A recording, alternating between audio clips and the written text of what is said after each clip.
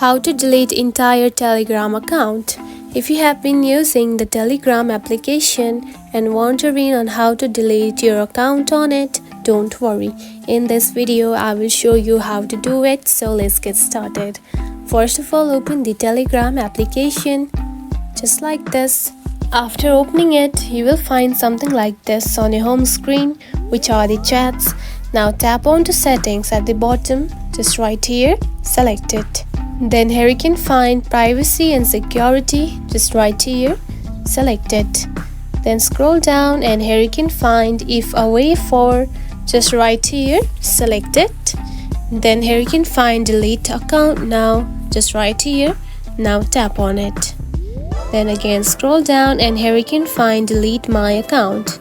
And by doing this, you will simply delete your account on the Telegram. And that's it. This is how you can delete entire Telegram account. It is a very easy process, right? If you found this video helpful, don't forget to like and subscribe for more tips. Thanks for watching.